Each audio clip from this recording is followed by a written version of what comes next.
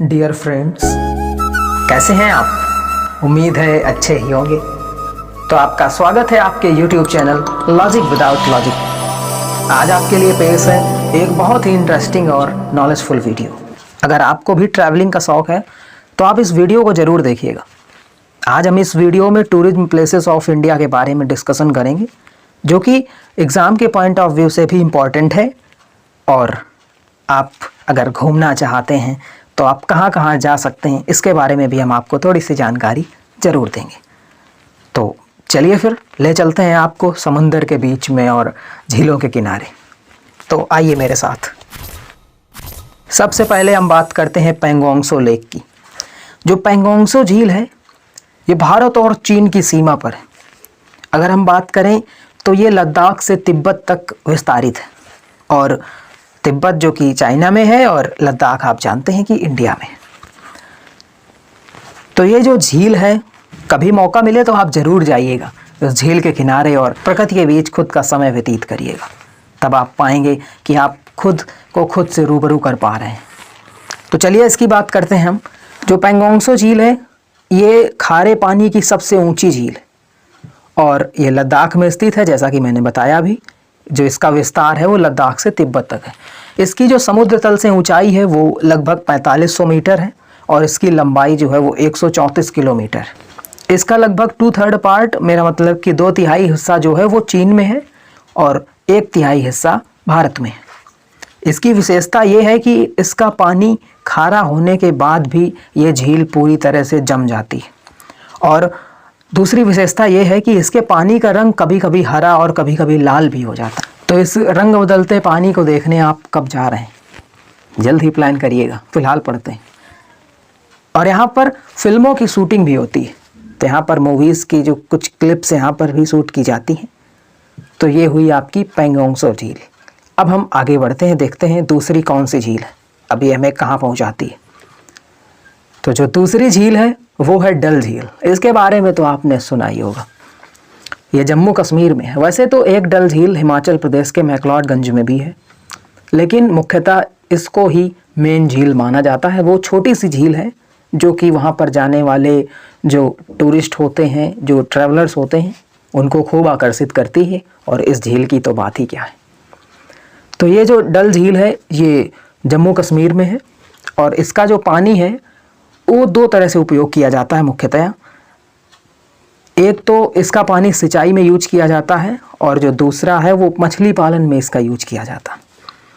और ये जो डल झील है ये 3 दिशाओं से पहाड़ियों से घिरी है और इसकी विशेषता ये है कि ये कश्मीर की दूसरी सबसे बड़ी झील है। तो ये 3 दिशाओं से जब पहाड़ियों से घिरी हो कोई झील, और फिर उसका मनमोहक दृश्य देखते ही बनता है। आप इमेज में देख सकते हैं। अब हम चलते हैं अगली झील की यात्रा पर। अगली झील है वुलर झील।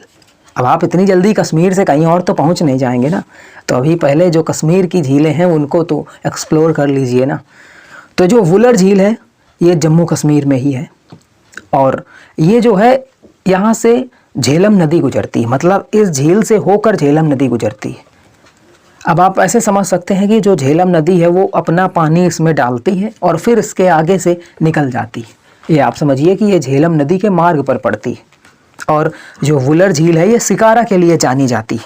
शिकारा एक विशेष प्रकार की नाव से बोटिंग की जाती है जिसको हम शिकारा कहते हैं। और इस झील पर हाउस बोटिंग यानी नाव पर घर वाला जो होता है एक्सप्लोरिंग, वो भी एडवेंचर आप वहाँ पर एंजॉय कर सकते हैं। और जो वुलर झील है इसकी विशेषता ये है कि ये भारत में ताजे पानी की सबसे बड़ी झील है। अगली झील है लोकटक झील। अब हम कश्मीर से निकल पड़े हैं ईस्ट की यात्रा पर, यानी पूर्वी भारत मणिपुर नागालैंड की तरफ। अब हम पहुंचे हैं लोकटक झील, जो कि मणिपुर के मोरंग जिले में है और ये फ्यूमिडीज के लिए प्रसिद्ध है। फ्यूमिडीज जो कि तैरते वृत्ताकार जो दलदल होते हैं टापू टाइप में, तो उनको हम फ्यूमिडीज के नाम से उस देसी भाषा में जानते हैं। तो ये जो लोकटक झील है यहाँ पर एक तैरता हुआ राष्ट्रीय उद्यान है जो इस लोकटक झील का नाम रोशन करता है। वो है कीबुल लैमजाओ। कीबुल लैमजाओ आप देख सकते हैं। तो वो जो राष्ट्रीय उद्यान है आप इमेज में देखिए, ये विश्व का एकमात्र तैरता हुआ राष्ट्रीय उद्यान है। जो कि लोकटक झील में है, इसी वजह से ये विश्व प्रसिद्ध है झील।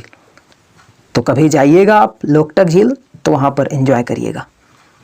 अब हम बढ़ते हैं अगले द्वीप की ओर, माजुली नदी द्वीप।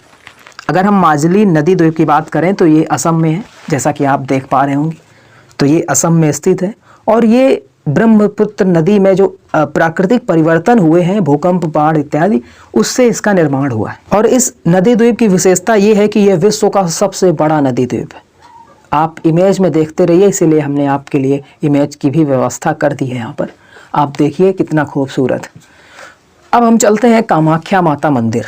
अब असम में है तो मंदिर भी घूम लेते हैं। तो ये असम की राजधानी जो कि गुवाहाटी है, उसी के पास है, यानी गुवाहाटी से 7 किलोमीटर दूर कामाख्या स्थान है, वहाँ पर है ये। और ये एक पहाड़ी पर बना है, देखिए, और आप भी माता रानी का आशीर्वाद प्राप्त करिए। तो चलते हैं अगली यात्रा। अगली यात्रा है हमारी कच्छ का रण की ओर। कच्छ का जो रण है, रण का मतलब रेगिस्तान से, और गुजरात के कच्छ में स्थित एक दलदली क्षेत्र है। गुजरात के कच्छ में स्थित दलदली क्षेत्र है और वहाँ पर जो है मुख्यतः नमक, मछली और हस्तशिल्प का उत्पादन किया जाता है। तो ये जो कच्छ का रण है, इसका क्षेत्रफल लगभग 23,300 किलोमीटर स्क्वायर है। और इस समय तो ये दलदली क्षेत्र, या हम यूँ कहें कि एक रेगिस्तान टाइप में है, क्योंकि रण का जो मतलब होता है हिंदी अर्थ वो रेगिस्तान से होता है, लेकिन अभी ये दलदली क्षेत्र है। और अगर हम इसकी बात करें पहले की, यानी सिकंदर के समय, तो सिकंदर के समय ये नौकागम्य झील था। अब आप समझ सकते हैं। तो हम चलते हैं कच्छ का रण घूम करके, अब हम सांभर झील की ओर चलते हैं। अब गुजरात से थोड़ा आगे बढ़ते हैं राजस्थान की ओर। आप देख पाएंगे कि आज हमने पूरे भारत का चक्कर लगाया है, भले ही वो आउटर लगाया हो, लेकिन फिर भी। तो चलिए राजस्थान में प्रवेश करते हैं। राजस्थान में जो ये सांभर झील स्थित है, जो ये राजस्थान में स्थित है सांभर झील, ये प्रवासी पक्षियों के लिए बहुत महत्वपूर्ण है। और यहाँ पर नमक उत्पादन भी होता है, और यहाँ पर नमक उत्पादन के लिए सांभर परियोजना भी चलाई जा रही है। तो आप इसको याद रखेंगे, मल्टीपल टाइम्स क्वेश्चंस पूछ लिए जाते हैं। अब राजस्थान से घूम करके अब हम चलते हैं उत्तराखंड पहुँच जाते हैं। हम नैनीताल की बात करें तो ये कुमायूं श्रेणी में स्थित है। उत्तराखंड राज्य में कुमायूं श्रेणी में स्थित है और ये अपनी झीलों के लिए प्रसिद्ध है। नैनीताल को भारत का झीलों का जिला भी कहा जाता है। और यहाँ पर जो नैनी झील है, जो कि चारों ओर से पहाड़ी से घिरी है, वो बहुत प्रसिद्ध है। आप शायद गए भी होंगे यहाँ पर, नहीं गए हैं तो अभी इमेज में देख लीजिए और फिर कभी मौका मिले तो ज़रूर जाइए। यहाँ इस रोज़मर्रा की ज़िंदगी में भाग दौड़ से बच कर के कभी जाइए सुकून की तलाश में, और झीलों पहाड़ों के बीच में समय बिताइए। देखिए आप खुद को महसूस कर पाएंगे। चलिए अब हम चलते हैं आगे। अब देखते हैं हम कहाँ पहुँचेंगे। ये तो अभी हमें भी नहीं पता है कि हम कहाँ हमारी फ़्लाइट लैंड करेगी। अब हम पहुँच गए हैं रानीखेत। देखिए जो टाइपिंग मिस्टेक है थोड़ी सी, रानीखेत ये अलग अलग नहीं है, ये एक ही स्थान का नाम है, रानीखेत। तो रानीखेत जो है ये उत्तराखंड में स्थित है और यहाँ पर सेब का जो है बगीचा या कई सारे बगीचे पाए जाते हैं। यहाँ पर बहुत सेब होते हैं और घूमने के लिए वन क्षेत्र भी यहाँ पर है और यहाँ पर देवदार और बलूत के वृक्ष पाए जाते हैं। और यहाँ जो आप स्नो कवर्ड माउंटेन्स का नज़ारा देख पाएंगे ना, वो अपने आप में बहुत ही अद्भुत है। अब अगला स्थान, इसका नाम तो किसने नहीं सुना है, मसूरी। मध्य हिमालय की मसूरी श्रेणी में वो खूबसूरत स्थान मसूरी, जहाँ पर एक केम्प्टी जलप्रपात भी है, एक झरना है केम्प्टी नाम से, वो भी बहुत खूबसूरत दिखता है और ये उत्तराखंड में है। ये आपकी जानकारी के लिए हम बता दें, मसूरी जो है वो उत्तराखंड में, और मसूरी को जो है पर्वतों की रानी कहा जाता है। तो ये आप याद रखेंगे कि पर्वतों की रानी मसूरी को कहा जाता है। अगला है गुलमर्ग सोनमर्ग। क्या है ये? तो जन्नत ही है। ये जम्मू कश्मीर में है और यहाँ घास के मैदान पाए जाते हैं। यहाँ पर बर्फबारी अक्सर होती ही रहती है। यहाँ आप ग्लेशियर देखने को पाएंगे और यहाँ का जन्नत सा नज़ारा आपका मन मोह लेगा।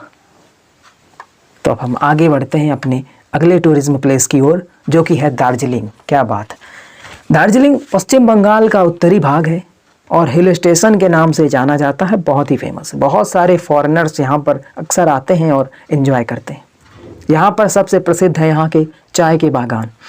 अगर आपको भी दार्जिलिंग की चाय पीनी है तो आप भी चले जाइए ना दार्जिलिंग की शहर में और वहाँ पर हिल स्टेशन का एंजॉय कीजिए। ये जो दार्जिलिंग है इसकी बात हमने आपसे की, कि दार्जिलिंग जो कि कंचनजंगा पर्वत श्रेणी में है और हिल स्टेशन के लिए बहुत फेमस, यहाँ का भी एक अद्भुत नज़ारा है, एक अद्भुत कहानी है। आप जाएंगे तो ज़रूर महसूस कर पाएंगे। अगली है तवांग वैली। तवांग वैली जो कि अरुणाचल प्रदेश में स्थित है। यहाँ पर देखिए नगर भी है और गांव भी है। तो अरुणाचल प्रदेश का एक गांव भी है जहाँ पर ये वैली है तवांग नाम से, और ये अरुणाचल प्रदेश के ढाल पर स्थित है।